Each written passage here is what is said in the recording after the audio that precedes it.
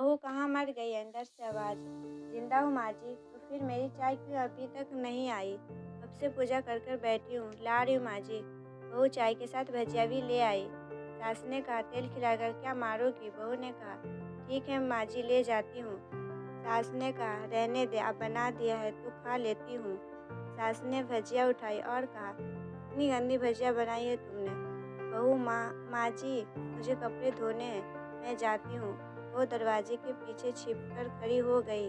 सास भजिया पर टूट पड़ी, पूरी भजिया खत्म कर दी। बहू मुस्कुराई और काम पर लग गई। दोपहर के खाने का वक्त हुआ। सास ने फिर आवाज़ लगाई कुछ खाने को मिलेगा? बहू ने आवाज़ नहीं दी। सास ने फिर चिल्लाई भूखे मारोगी क्या? बहू आई, सामने खिचड़ी रख दी। सास गुस्से से ये क्या है?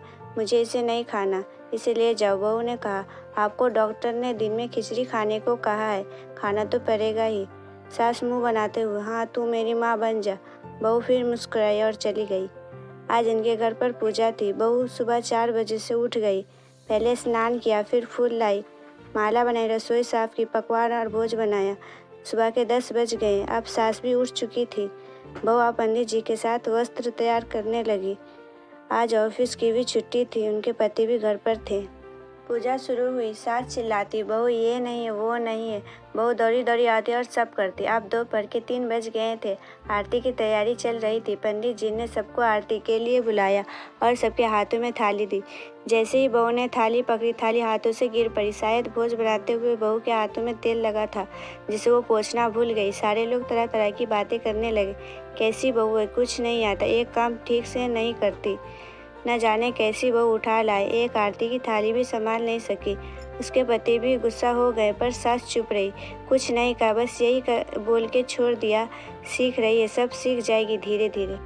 अब सबको खाना परोसा जाने लगा। बहू दौड़ दौड़ के खाना देती, फिर पानी लाती। करीब 70-80 लोग हो गए थे। इधर 2 नौकर और बहू अकेली, फिर भी सारा काम बहुत ही अच्छे तरीके से करती।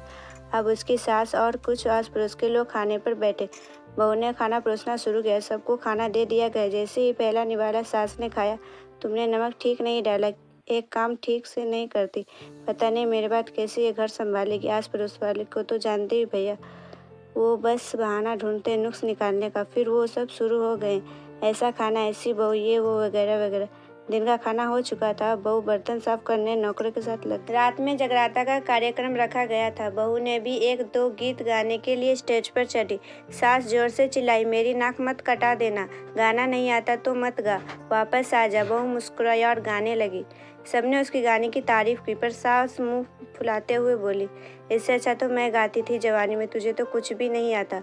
बहू मुस्कुराई और चली गई। अब रात का खाना खिलाया जा रहा था। उसके पति भी, ऑफिस के दोस्त साइड में ड्रिंक करने लगे। उसका पति चिल्लाता थोड़ा बर्फ लाओ, तो सास चिल्लाती यहाँ दाल नहीं है, फिर चिल्लाता कोल्ड ड्रिंक नहीं है, पापड़ ले आओ। इधर उधर आखिरी में उसके पति की शराब की गिर पड़ी उसके एक दोस्त पर और बोतल टूट गई। पति गुस्से में झापड़ अपनी पत्नी को लगाते हुए वो कहता है जाहिल कहीं, देख कर नहीं कर सकती, तुझे इतना भी काम नहीं आता। सारे लोग देखने लगे। उसकी पत्नी रोते हुए कमरे की तरफ दौड़ी।